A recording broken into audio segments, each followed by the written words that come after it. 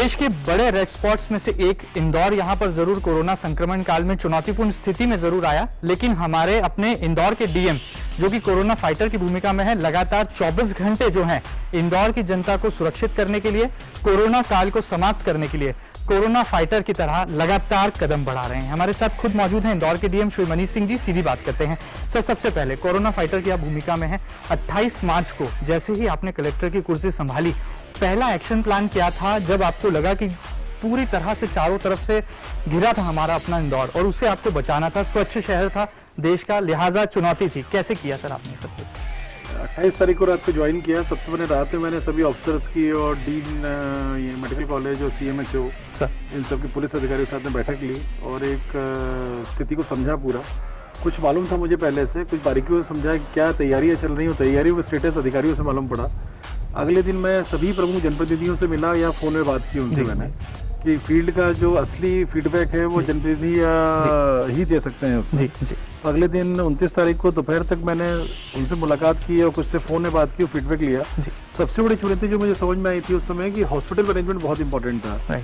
बड़ी संख्या में मरीज निकल रहे थे, स्पेशली जो माइनॉरिटी एरियाज थे हमारे चंदन नगर, खजराना और जयपुरा, रानीपुरा के, और बड़ी सीरियस हालत में थे सभी। ऐसा लग रहा था कि बहुत समय से ये लोग कोरोना से ग्रसित रहे होंगे। बिल्कुल। और लास्ट स्टेज में आ रहे थे, जब सांस लेने में बिल्कुल लास्ट स्टेज आ जाती है। तो उनसे हॉस्पिटल मैनेजमेंट हम लोगों ने प्लान किया जनप्रतिनिधियों के साथ में बैठ के, सांसद जी से चर्चा करके, और उसमें ग्रीन, येलो और रेड में हम लोगों ने बाइफिकेट किया। येलो वो कैटेगरी थी जिसमें संभावित पेशेंट जो कोरोना पॉजिटिव नहीं आए थे उनको भेजना था। रेड जहाँ कोरोना का ट्रीटमेंट हो रहा था, जो उस समय केवल एक अस्पताल था, यहाँ अरविंदो अस्पताल। और तीसरा ग्रीन था जिसमें कि 90% पेशेंट्स जो गैर कोरोना वाले थे या गैर कोरोना सिम्टम वाले थे उन लोगों के लिए रिजर्व रखना था। क्योंकि तब भी और आज भी 90% से अधिक मरीज जो है शहर में वो कोरोना से भिन्न सिम्टम्स वाले ही मरीज हैं सब। वो अस्पतालों में वर्गीकरण किया, पर अस्पताल भी ऑलमोस्ट उस समय 50% अस्पताल बंद हो चुके थे और जो स्टेटस लिया था हम लोगों ने, 50% जो अस्पताल खुले भी थे वहाँ पर जो पैरामेडिक स्टाफ था या डॉक्टर्स थे वो बहुत डिमोरलाइज थे, आना बंद कर दिया था। क्योंकि बट नेचुरल है कि अगर एक इस प्रकार की हाईली कम्युनिकेबल इन्फेक्शियस डिजीज कोई है तो डॉक्टर्स को प्रिकॉशन चाहिए, बिल्कुल पैरामेडिक को प्रिकॉशन चाहिए। उनकी लाइफ की बात थी। पीपी किट्स अवेलेबल नहीं थे। पीपी किट का पहले ही गवर्नमेंट ने गवर्नमेंट लेवल से मैन्युफैक्चरिंग यहाँ इंदौर में चालू करा दी थी। उसका बहुत सपोर्ट मिला। हम लोगों ने बाहर से जहाँ जहाँ पीपी किट मिल सकती थी हम लोगों को, तो इमीडिएटली पीपी किट की बड़ी संख्या में आवश्यकता थी। तो दिल्ली से, हैदराबाद से, मुंबई से जहाँ भी पीपी किट मिली हम लोगों को वो उसको बुलाया और ग्रेजुअली अस्पताल कन्वर्ट करना शुरू किया। उस समय विशेष और गोकुलदास की बात चल रही थी, पहले उनको कन्वर्ट किया, ग्रेजुअली और आगे अस्पतालों कन्वर्ट करते गए। जो पैरामेडिक स्टाफ नहीं आ रहा था उनको फ़ोन लगवाया ऑफिस से।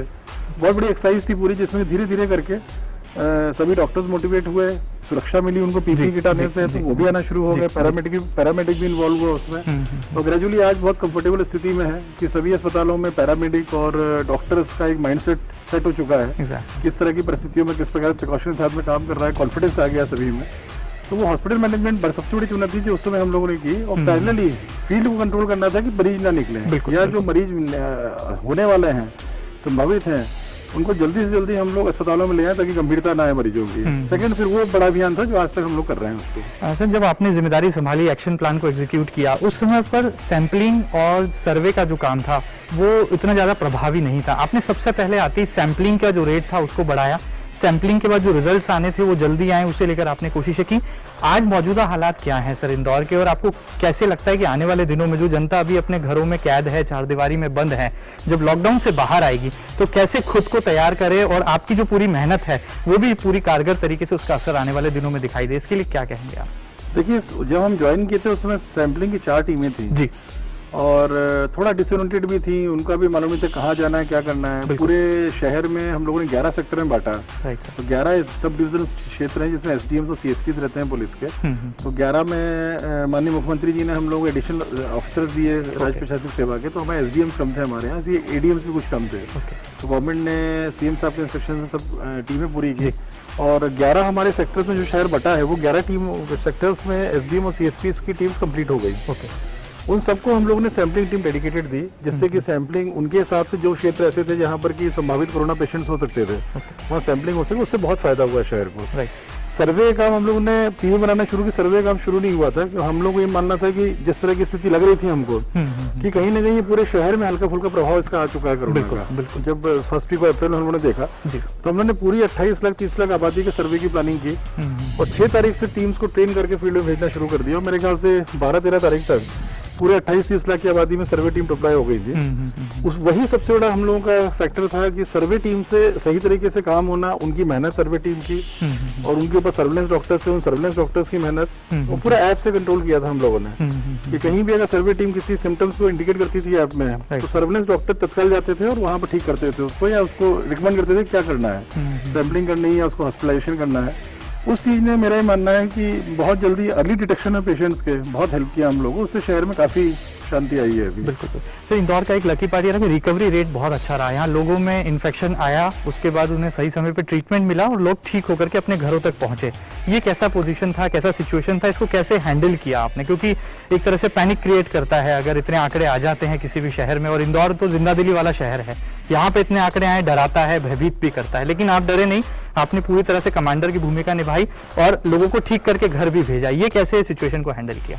देखिए, इंदौर की जो मेडिकल फ्रेटर्निटी है जी, उसका देश में नाम है। बिल्कुल। यहाँ जो डॉक्टर्स की कैपेबिलिटी है, जो उनकी नॉलेज है, जो एक्सपीरियंस है, वो मतलब सेंट्रल इंडिया के बेस्ट डॉक्टर्स टीम के रूप में जाना जाता है इंदौर।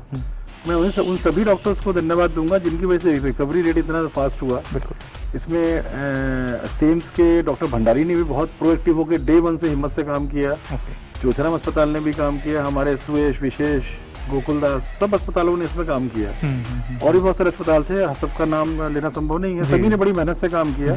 उसके कारण रिकवरी रेट बढ़ा। दूसरा, जो सर्वे टीम ने अच्छा काम किया, हमारी मेहनत सर्वे टीम की बहुत बड़ी टीम एक लगी हुई है पूरी। सर्वे टीम में आशा कार्यकर्ता, आंगनबाड़ी कार्यकर्ता, टीचर्स भी लगी है। उन्होंने जो मेहनत से काम किया, बिना डरे वो लोग फील्ड में गई, उन्होंने आइडेंटिफाई किए लोगों को, सर्वेलेंस डॉक्टर्स की मदद से उनको जल्दी आइडेंटिफाई करके हम लोगों ने सैंपलिंग और उनकी ट्रीटमेंट शुरू किया। तो अर्ली डिटेक्शन के कारण मोर्टेलिटी रेट हमारी कम हुई। पहले मोर्टेलिटी रेट बहुत ज्यादा शुरू हुई। तो अर्ली डिटेक्शन बहुत इंपॉर्टेंट रहता है इसमें। अर्ली डिटेक्शन पेशेंट्स का हो जाता है तो वो चीजें नॉर्मल हो जाती हैं और 7 दिन में ठीक होकर घर आ सकता है वो। सर, अभी हम ये मान सकते हैं इस कहने की स्थिति में है कि पूरे शहर का जो है सर्वे हो चुका है और आगे भी जो इलाके बचे हैं वहां पर सैंपलिंग और सर्वे दोनों जो बचे हुए लॉकडाउन के दिन है उसमें पूरा कर दिया जाएगा? देखिए, सर्वे तो पूरे शहर का 1 से कई अधिक बार हो चुका है। ओके। और क्योंकि हर घर में ये सपोज है कि 5वें से 7वें दिन ये टीम जाएगी है, कुछ जहाँ गैप्स हम लोग को मालूम पड़ते हैं, कहीं इतना बड़ा शहर है, कहीं ऐप के माध्यम से कंट्रोल कर रहे हैं, कुछ गैप आते हैं तो वो भी आइडेंटिफाई होते जा रहे हैं, उनको भी फिल कर रहे हैं जहाँ सर्वे कुछ इशूज हैं। जी। पर पूरा सर्वे ऑलमोस्ट कवर हो गया है क्योंकि अब जिम्मेदारी फिक्स हो गई है कि एसडीएम्स की भी कि कहीं भी पेशेंट कोई आता है तो हम लोगों के थ्रू ही जाएगा, survey team, surveillance team SDM के थ्रू ही जाएगा। सीधे अस्पताल में नहीं पहुंचना चाहिए उसको कोविड के हॉस्पिटल में। तो 99% पेशेंट्स जो हम लोग कोविड हॉस्पिटल से जो डाटा डेली ले रहे हैं, तो 99% जो पेशेंट्स पहुंच रहे हैं वो हमारे ही द्वारा, टीम के द्वारा आइडेंटिफाई किए पहुंच रहे हैं। तो टीम की इफेक्टिवनेस थी, उसके कारण हम लोग सरप्राइज से बच रहे हैं। हम लोग को मालूम है कि फील्ड में कहाँ किस मोहल्ले में क्या उसकी हेल्थ है, पूरा अंदर की खबर मालूम है। तो जैसे सरप्राइज चंदन नगर ने दिया या खजराना ने दिया, नयापुरा ने दिया, मालूम ही नहीं था कि अंदर क्या हो रहा है, किस हद तक तबियत खराब है, वो चीज अब नहीं है। हम लोग को आइडिया है कहाँ आइडेंटिफिकेशन हो गया है। फिर भी कहीं कुछ जगह ऐसे आते हैं 2-3 दिन में एक आध केस आ जाता है जिसमें उस पेशेंट ने अपना ये मर्ज छुपाया और वो गंभीर हालत में आता है। तो उसमें भी लोगों को अवेयर करना है हम लोग कि आप जितनी जल्दी आइडेंटिफाई करेंगे, जितनी जल्दी सामने आएंगे और अपनी समस्या डॉक्टर्स को बतलाएंगे, ट्रीटमेंट लेंगे, उतनी जल्दी ठीक होंगे। तो लोगों में अवेयरनेस आ भी गई है और लोग पूरा कॉपरेट कर रहे हैं। सर, पहले कंटेनमेंट एरिया में इजाफा हुआ, अब कई सारे कंटेनमेंट एरियाज कम भी हो रहे हैं, लेकिन कई ऐसे नए क्षेत्र हैं जो कि जुड़ते जा रहे हैं, खासतौर पर वो पुराना इंदौर का इलाका जो सघन है, जहां पर बहुत डेंसिटी है पॉपुलेशन की। तो ये कितना चैलेंजिंग है और इसको कैसे हम कोप अप करेंगे, इससे कब बाहर आएंगे, क्या उम्मीदें आपको लगती हैं? देखिए, जब हम लोगों ने 10-12 अप्रैल या 15 अप्रैल तक सैंपलिंग इंटेंसिव की थी तो 85 में से 68 to 70 वार्ड्स में केसेस आए थे। इसका मतलब ये स्पष्ट था कि कहीं ना कहीं ये फरवरी मार्च में ऑलमोस्ट इसका असर पूरे शहर में जा चुका है, सभी वार्ड्स में जा चुका है। इसीलिए हम लोगों ने 6 अप्रैल के बाद 100% वार्ड्स की 100% पॉपुलेशन पे सर्वे टीमें लगाई थी।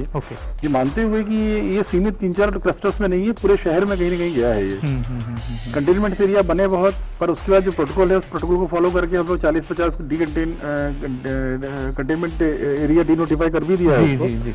अब ये जो एरिया कम हो रहे हैं, हम लोग कुछ नए भी जुड़ रहे हैं, पर जो कम होने की संख्या ज्यादा है और जुड़ने की संख्या कम है। बिल्कुल। और क्योंकि अधिकांश हमारे बड़े कुछ पॉकेट्स हैं उसी में से आ रहे हैं, तो उन बड़े पॉकेट्स को रीडिफाइन करके हम लोग जब भी शहर खोलना शुरू करेंगे, एकदम शहर नहीं खुलेगा, ये ग्रेजुअली खुलेगा, तो जो ग्रेजुअली खोलना शुरू करेंगे तो मेजर जो पॉकेट्स रहेंगे 7, 8, 10 या 15, 20 जो भी रहेंगे वो उनको हम लोग वर्किंग कर रहे हैं, वो एरिया हमारे कंटेनमेंट जोन को नोटिफाई कर देंगे। ओके, उससे पूरा अंदर बाहर जाना बंद रहेगा, उन एरिया से पूरा रेस्ट्रिक्शंस रहेंगे, बाकी एरिया को धीरे धीरे हम लोग डिनोटिफाई खोलना शुरू कर करेंगे। देंगे। बिल्कुल ठीक बात है। चलिए सर, उम्मीद कही जा सकती है कि आने वाले दिनों में इंदौर फिर अपनी रफ्तार पकड़ेगा। सर, इंदौर की जनता ये भी जानना चाहती है कि आप कोरोना फाइटर की भूमिका में है, पहले दिन से जब से आपने जिम्मेदारी संभाली है, इंदौर को बचाने की जो मुहिम है उसमें सबसे सकारात्मक और ठोस कदम आपने उठाए, कई कड़े फैसले भी लिए हैं। 24 घंटे सर कैसे बीत रहे हैं इन दिनों? परिवार से दूर है, प्रशासनिक जिम्मेदारी और कप्तान की भूमिका में है, ऐसे में 24 घंटे कैसे शुरू होते हैं? सुबह से बैठकों का क्रम शुरू होता है, देर रात तक जो है लगातार दौरे चलते हैं, खासतौर पर मॉनिटरिंग जो है बहुत सशक्त है, तो कैसे इंदौर कलेक्टर साहब काम कर रहे हैं इन दिनों? देखिए, सबसे ज़्यादा तो मैं एक तो ये बोलना चाहूँगा कि ये जो शहर थोड़ा सुधरा है, नियंत्रण में आया है, जी जी, इसमें बहुत बड़ी भूमिका जनप्रतिनिधियों की भी है, क्योंकि स्ट्रिक्ट लॉकडाउन किया था हम लोगों ने जी, और केवल दवाई की दुकानें खोली हुई थी, और उसमें उस कंडीशन में करीबन 2.5 लाख जो आबादी है हमारी, परिवार है, गरीब परिवार हैं, 2 से 2.5 लाख, उनको पूरा फ्री राशन डिस्ट्रीब्यूशन का काम, क्योंकि वो उन लोगों को फ्री राशन नहीं पहुंचता घर पे, तो वो फिर लॉकडाउन पालन नहीं करते। वो काम जो जनप्रतिनिधियों की डाउन द लाइन टीम थी, उन लोगों ने बहुत बखूबी किया। लगभग मेरा आकलन ये है कि 60 से 70 करोड़ का जो अनाज है वो जन से समाजसेवी संगठनों के माध्यम से, सक्षम लोगों के माध्यम से, कुछ हम लोगों ने अपने संपर्कों से किया, कुछ नगर निगम ने कंट्रीब्यूशन दिया 5-7 करोड़ का, कुछ गवर्नमेंट से पैसा मिला उससे कंट्रीब्यूशन दिया हम लोगों ने।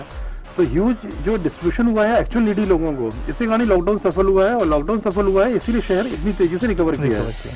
इसको रिकवर करने में सबसे बड़ी भूमिका में एक आम जनता का है कि उन्होंने समझा बात को और प्रशासन की, जनप्रतिनिधियों की बात सुनी। सारे निर्णय यहाँ पर हम लोग जनप्रतिनिधियों के साथ बैठते हैं, उनको क्योंकि फील्ड का उनको पूरा अनुभव रहता है, उनके माध्यम से एक संयुक्त निर्णय हो रहे हैं यहाँ पर। कहीं भी ऐसा नहीं है कि कोई भी निर्णय एक तरफा हो रहा है, जो भी सबका मत रहता है उसके बाद ही निर्णय हो रहे हैं। जी, जी। तो ये शहर को आज इस स्थिति में लाने में जनप्रतिनिधियों का, और जो हम लोगों के नीचे टीम काम कर रही है, बिल्कुल, जो सर्वे टीम्स हैं, जो डॉक्टर्स हैं, जो मोहल्लों में रोज घूम रहे हैं, हम लोग तो मोहल्लों में जाते हैं, कभी कभी जाते हैं, पर जो सर्वे टीम्स हैं जो बार बार उन्हीं अफेक्टेड मोहल्लों में जा रही है, उनका जुनून जो है उनका, जो एसडीएम एडीएम काम कर रहे हैं, पुलिस के जवान काम कर रहे हैं, डॉक्टर्स जो काम कर रहे हैं, अस्पतालों में जो डॉक्टर्स काम, सबने एक बहुत बड़ा मिशन है एक्चुअली, बिल्कुल, जिसको मिशन मोड में लेकर के सब लोगों ने संयुक्त रूप से शहर को निकाला है। तो ऐसे में मेरा जो काम दायित्व रह जाता है कि सबको एक तो कंफर्ट लेवल दूं मैं, बिल्कुल, चाहे हमारी टीम हो, चाहे डॉक्टर्स हो, प्राइवेट डॉक्टर्स हो, चाहे प्राइवेट मेडिकल पैरामेडिक हो, चाहे जनप्रतिनिधियों का जो पब्लिक के जो फीडबैक आ रहे हैं, जनता को भी कंफर्ट लेवल देना है, उनकी जो भी वहाँ से मुझे फीडबैक मिल रहा है, तो एक कॉमन एक कोऑर्डिनेशन वाला काम बहुत स्ट्रांग हो जाता है इसमें। उसको बस उसी में दिन भर समय निकला हमारा, और मैक्सिमम तो मोबाइल और लाउड स्पीकर भी मोबाइल में सुन सकता था, कार में लगाना संभव नहीं था। उसी बताओ मतलब सुबह लगाने चलिए कि अभी तो खैर 7-7:30 से फोन शुरू होते हैं। जी, जी। जब ये क्राइसिस चल रही थी, मान के चलिए 20-25 अप्रैल तक, तब तो सुबह 5, 5:30, 6 बजे से फोन आते थे और रात में 2, 2:30, 3 बजे तक भी रहते थे। वो थोड़ा एक टायरिंग पीरियड था, एक थोड़ा चिंता का पीरियड था वो, पर ईश्वर ने, महाकाल ने, गणेश जी ने उस चीज को निकाला है शहर को। ईश्वर की वजह से पूरा ये शहर फिर से धीरे रिकवर कर रहा है, पर चूंकि अब शहर खुलेगा धीरे धीरे, एक्सपेक्टेड है कि फिर से कोरोना का केसेस बढ़ेंगे, उसको हम लोग प्रयास करने जितना कम से कम कर सकें। बिल्कुल, अभी जितने आयली सायरी केसेस डिटेक्ट हो रहे हैं, इस समय हमने परसों ही एक मीटिंग लेके सब डॉक्टर्स और एसडीएम एडीएम को ब्रीफ किया है कि सीधे पेशेंट्स को शिफ्ट करें अस्पतालों में। इस समय हमारे हॉस्पिटल्स में जगह है अभी जो खाली अस्पताल हमारे हैं अभी, उनका उपयोग ये कर रहे हैं कि हम सैंपलिंग फीड में लेते हैं, 2-3 दिन में सैंपलिंग रिपोर्ट आती है, नेक्स्ट डे उसको शिफ्टिंग करते हैं, 4 दिन वेस्ट हो जाता है, इमीडिएट शिफ्ट करके उसका एक्सरे करके सीधे आइडेंटिफाई हो सकता है कि लंग्स में कोई इफेक्ट तो नहीं है उसके, और ट्रीटमेंट शुरू हो सकता है। तो वो हम लोग थोड़ा स्ट्रेटजी चेंज की है हम लोगों ने, उम्मीद है कि उसका भी अच्छा इम्पैक्ट आएगा शहर में। तो हम लोग का प्रयास पूरा यही है कि जून जुलाई का जो पीक 13,000 का जो गवर्नमेंट ऑफ इंडिया या जो एम्स के डायरेक्टर ने बोला है, उसके कैसे शहर को बचाया जाए, उससे कंट्रोल करने, उससे बचाने का मुख्य एक जिम्मेदारी या बोलेंगे एक चैलेंज है शहर के सामने। ठीक बात है सर। ऐसा कभी पल आया, कभी आपको महसूस हुआ कि कुछ संसाधनों की कमी है, या ये चीज और होती तो हम इंदौर को और अच्छे से जो है कोरोना के खिलाफ जंग लड़ने में आगे ले जा पाते? क्या कोई कभी ऐसी महसूस हुई, टीम में कहीं कोई आपको कमी नजर आई, या संसाधनों के लिहाज से देखा जाए तो जब से आपने चैलेंजिंग सिचुएशन में कुर्सी संभाली है, तब से लगा कि यदि ये चीज और होती तो हम जल्दी और इसको रिकवर कर पाते, ऐसी सिचुएशन को हैंडल कर पाते? कोई कमी महसूस की आपने? देखिए, प्राकृतिक आपदा थी ये। जी, जी। प्राकृतिक आपदा से मानव संसाधन की जहाँ तक बात करेंगे आप, जो आप बात कर रहे हैं मानव संसाधनों की बात कर रहे हैं, चाहे मैन पावर रिसोर्स हो, चाहे अन्य इंफ्रास्ट्रक्चर सपोर्ट हो, उसमें तो मुझे नहीं लगता है कहीं कोई कमी रही है। जो भी हम लोगों ने मांगा, माननीय मुख्यमंत्री जी ने पूरा उस समय रेगुलर डेली मॉनिटरिंग कर रहे थे, दिन में 2-2 3-3 बार फोन सब जगह जाते थे सीएम साहब के। और जो कमियां सीएम साहब को दिख रही थी, मतलब एक अधिकारी मेरे पास कम थे, उस तक के लिए सीएम साहब ने मुझे बोला कि आप अतिरिक्त अधिकारी लो, जो मेरे उस समय दिमाग में नहीं आ रहा था। अधिकारी दिए, उससे बहुत फायदा हो गया हमको। हमें 11 सेक्टर्स में एसडीएम्स मिल गए, हमको एडीएम्स मिल गए, इफेक्टिवनेस बढ़ गई हमारी।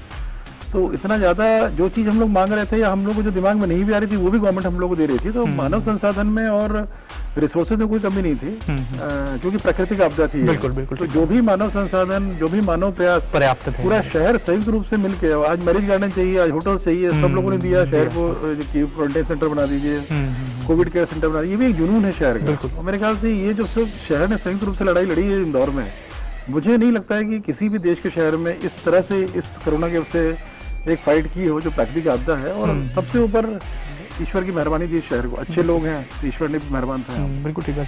सर, एक और सिचुएशन ऐसी बनी कि जब लॉकडाउन शुरू हुआ तो लोगों के जहन में था कि राशन जितना है जरूरत का उतना तो इस्तेमाल कर लिया जाएगा, लेकिन बाद में ये सिचुएशन कैसे नियंत्रण में आएगी। तो नगर निगम ने पहल की, आपने उसको पूरा लीड किया। पहले आपने राशन पहुंचाया, उसके बाद अब आप सब्जी पहुंचा रहे हैं, और अब जो है धीरे धीरे फल फ्रूट तक व्यवस्था जा पहुंची है। ये कितना मुश्किल, कितना आसान था, और ये व्यवस्था आपको लगता है कि पूरी तरह से कारगर रही, इसका सही क्रियान्वयन हुआ है? क्या प्रतिक्रिया आप तक पहुंची? राशन की व्यवस्था हमारी शुरुआत की थी, ट्रेनिंग काफी देरी पड़ी थी। राशन के जो सप्लायर्स है, हर वार्ड में पहले संख्या कम थी, तो ऑर्डर्स ज्यादा आ रहे थे, प्रेशर पब्लिक का ज्यादा था। उसमें पूर्ति नहीं हो पा रही थी, फिर हम लोगों ने संख्या बढ़ाई, नगर निगम के माध्यम से संख्या बढ़ी, तो उससे काफी स्मूथन हो गया वो। सब्जी का वितरण उन्हीं के माध्यम से शुरू किया, फल का वितरण भी उन्हीं के माध्यम से शुरू किया है, कल से शुरू हुआ है। सब्जी और फल के मामले में मुझे थोड़ा शक है कि जिस तरह से किराना सप्लायर्स किराना का सामान अच्छे से सप्लाई कर रहे हैं, ठीक बात है, हाँ, उस जुनून से वो लोग सब्जी का या फल का कर पा रहे हैं, ये मुझे थोड़ा शक है। जो मुझे फीडबैक है शहर का, कि कहीं ना कहीं बहुत अच्छी क्वालिटी की सब्जी ये लोग दे रहे हैं। मेरी सब्जी जो विक्रेता हैं, जो लोग सेंटर चला रहे हैं, उनसे बात हुई, क्या क्या आइटम्स डाल रहे हैं, तो उनका कहना है कि हम वैरायटी चेंज भी कर रहे हैं, सब कर रहे हैं, बस हम जो किराना सप्लायर्स को ऑर्डर लेना चाहिए घर वालों से, कहीं ना कहीं मुझे उसमें कमी दिख रही है। तो सब्जी के मामले में जरूर अभी उतना सेटिस्फैक्ट्री रिजल्ट्स मैं नहीं बोलूंगा, पर फिर भी जितना हो सकता है कर रहे हैं। उसमें हल्का सा चेंज कर रहे हैं, ताकि सभी घर वाले सब्जी का ऑर्डर कर सके। कहीं ना कहीं पेनिट्रेशन हर घर में नहीं जा पा रहा है सब्जी का, तो उसको इम्प्रूव करने का प्रयास कर रहे हैं हम लोग। सर, आने वाले दिनों के लिए कितना तैयार हैं आप? जिस तरह से WHO का अनुमान है, एम्स की जो रिपोर्ट है, उस स्थिति में इंदौर से क्या अपेक्षा होगी डीएम होने के नाते, कि इंदौर की जनता भी इस तरह से जागरूक हो जाए कि आने वाला जो चैलेंज है, जो चुनौतीपूर्ण समय जून और जुलाई का कहा जा रहा है, कि हम पूरी स्थिति पर न केवल नियंत्रण बनाकर रखें, ये कोरोना के जो बढ़ते मामले हैं इससे घबराए नहीं, डरे नहीं, बल्कि इसका सामना करें। देखिए, एक अवेयरनेस बहुत जरूरी है शहर में। हाँ, और जो मैं फील कर रहा हूँ उसमें जनता में भी अवेयरनेस आई नहीं है अभी। जो सोशल डिस्टेंसिंग होनी चाहिए, जो मास्क का उपयोग होना चाहिए, जो बात करते समय सामने वाला भी बिना मास्क के बात नहीं करे, आप भी बिना मास्क के बात नहीं करें, ये जो बेसिक अवेयरनेस है इसमें कमी दिख रही है अभी।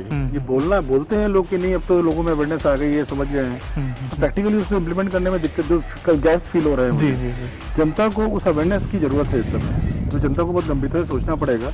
जितना ज्यादा प्रिकॉशंस रखेंगे, ये चीज इवन आउट होती जाएगी। मैं ये नहीं बोल रहा हूँ कि वायरस किसी को टच नहीं करेगा, आगे पीछे सबको टच करेगा। जितना प्रिकॉशंस जनता रख लेगी, तो एकदम से पीक नहीं आएगा उसमें, बिल्कुल ग्रेजुअली आती जाएंगे। हॉस्पिटल बेड्स की अवेलेबिलिटी रहेगी, क्योंकि हॉस्पिटल बेड्स की अवेलेबिलिटी सीमित है। ऐसे एकदम से कोई 13,000 भी ऐसी स्थिति में आगे हॉस्पिटलाइज करना है, तो वो स्थिति में कोविड केयर सेंटर्स में हम लोग प्लानिंग पूरी कर रहे हैं। 80% जो गवर्नमेंट बोलती है कि कोविड केयर सेंटर से एसिम्प्टोमेटिक रहेंगे, होम आइसोलेशन में रहेंगे, पर अगर ज्यादा संख्या बढ़ गई कहीं तो हॉस्पिटल फैसिलिटी की लिमिटेशंस रहती हैं, हर शहर में है वो। इसलिए जनता को प्रिकॉशंस रखना जरूरी है, ताकि सबको एक साथ इसका इन्फेक्शन न लगे। तो वो एक कमी दिख रही है। प्लस हॉस्पिटल मैनेजमेंट में हम लोग ध्यान दे रहे हैं इस समय। सुपर स्पेशलिटी हॉस्पिटल है MIH के पीछे, जल्दी शुरू होने वाला है। 30 तारीख तक हम लोग सिविल वर्क डेली 450-500 लेबर काम कर रही है, तो उसको हम लोग 30 तारीख तक प्लान कर रहे हैं, खत्म हो जाएगा। और उसके साथ साथ गवर्नमेंट ऑफ इंडिया में बात हुई है सेक्रेटरी हेल्थ मैडम से, परसों VCP थी, उन्होंने भी उसको प्रायोरिटी में ले लिया है। जो हमको मेडिकल इक्विपमेंट चाहिए उसमें, वो प्रधानमंत्री जीवन सुरक्षा स्वास्थ्य सुरक्षा योजना के तहत हो रहा है। 237 करोड़ का प्रोजेक्ट है वो, तो वो भी प्रायोरिटी मेडिकल इक्विपमेंट्स और बेड्स वगैरह वहाँ से जो गवर्नमेंट ऑफ इंडिया एजेंसी वो दे रही है। HR का रिक्रूटमेंट डीन ने शुरू कर दिया है, स्टेट गवर्नमेंट की अप्रूवल मिल गई है। तो उम्मीद है कि अगले फर्स्ट वीक ऑफ जून से हम लोग सुपर स्पेशलिटी को चालू कर सकते हैं। अगर वो 450 बेड का हमको मिल जाता है, प्लस MTH में 350 की कैपेसिटी है, उसमें पूरी पाइपिंग का काम शुरू हो गया, ऑक्सीजन का वो हो जाता है। और इसमें ऑलरेडी सुपर स्पेशलिटी में ऑक्सीजन की पाइपलाइन लगी हुई है सब जगह। दो चीज हो जाती है, तो इससे बहुत ज्यादा कंफर्ट लेवल मिलेगा। जून में अगर कोई खोलने के बाद कोई पीक आता है उसको मैनेज करने में। तो सर क्या लगता है, आपके बारे में कहा जाता है कि सर को जरा सी भी लापरवाही पसंद नहीं है, यदि महकमे में कोई अधिकारी कर्मचारी गलती करते हैं तो सर उसे जल्दी फटकार लगा देते हैं। ये आपका गुस्सा है या अनुशासन प्रिय अंदाज है? देखिए, गुस्सा तो खैर आ ही जाता है कई बार, पर वो गुस्सा मोमेंटरी रहता है। अगर मुझे लगता है कि कोई अधिकारी कर्मचारी काम कर सकता है और उसकी लापरवाही से परफॉर्मेंस नहीं हो रहा है तो गुस्सा आता है। बिल्कुल, लाजमी भी है वो आना। और अगर पर ऐसा लगता है कि किसी अधिकारी कर्मचारी की काबिलियत नहीं है उस काम को करने की, तो डेफिनेटली गुस्सा नहीं आएगा उसमें। पर गुस्सा मोमेंटरी रहता है, ऑफिशियल रहता है वो। ऐसा नहीं है कि उससे मेरी उससे मोहब्बत में कहीं कमी हो गई या मेरे उसके सपोर्ट में कमी हो गई, प्रोटेक्शन में कमी हो गई। जनरली टीम वर्क से ही काम होता है। जी जी। गुस्सा भी कर लेता हूँ, फिर उसको अच्छे से ही बात करता हूँ, उसको मोटिवेट भी करता हूँ, तारीफ अच्छा काम करता है तारीफ भी करता हूँ। क्योंकि इस समय सरकारी अधिकारी कर्मचारियों का दायित्व बहुत महत्वपूर्ण है और करना चाहिए जनता के लिए। आज सब लोग नौकरी कर रहे हैं आम जन के लिए। जब जनप्रतिनिधि की उनकी टीम इतनी जम के भिड़ी है, सबने जान पे खेल करके उस समय पीक समय में सब मोहल्लों में गए, बंटवा बांटा, सब कुछ किया, तो सरकारी अधिकारी कर्मचारियों को भी काम करना चाहिए।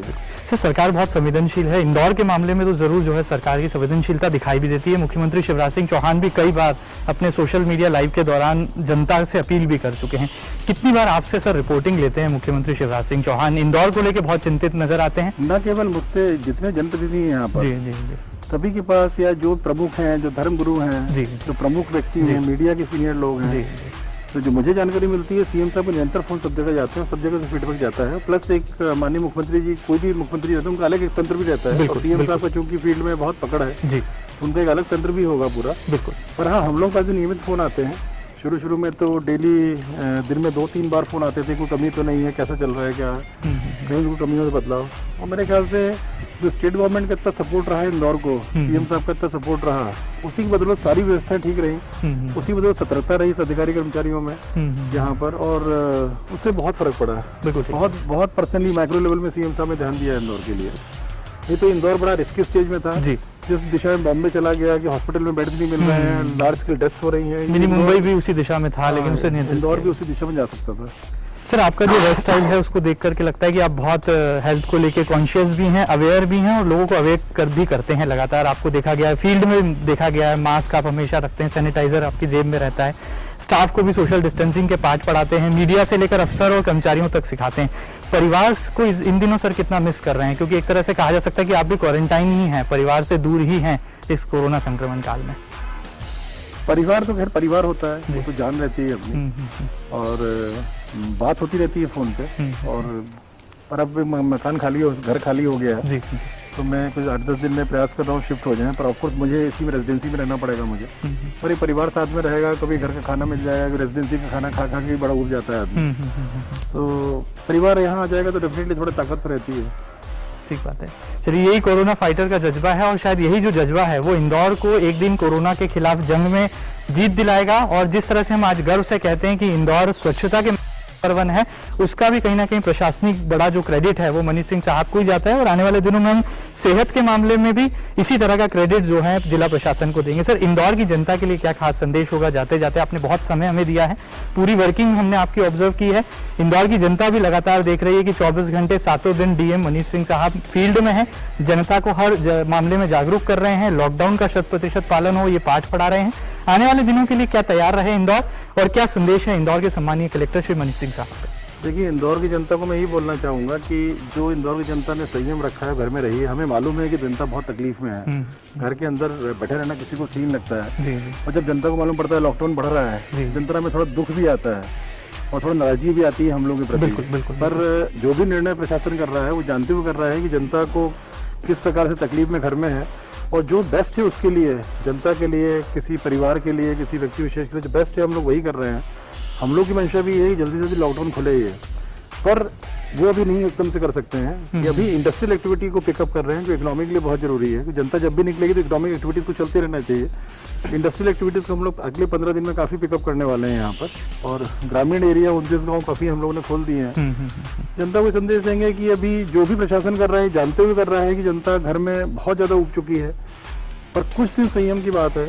आप जनता खुद ही फील कर रही है कि शहर बहुत नियंत्रण में है, और ये हम लोग को ही मालूम है कि जनता क्या भावनाएं हैं अंदर घर में। और जब भी लॉकडाउन बढ़ने की बात होती है जनता नाराज भी होती है प्रशासन पे उसमें, पर आने वाला समय अच्छा रहेगा। बिल्कुल। जून जुलाई का पीक बचाना है और जो सुरक्षात्मक कदम हम लोग दे रहे हैं, मैंने एक आदेश भी जारी किया था 3 पेज का, क्या क्या सावधानियां बरतनी चाहिए उनको सबको ध्यान से पढ़ें उसको, और उसको ग्राह्य करें उसको।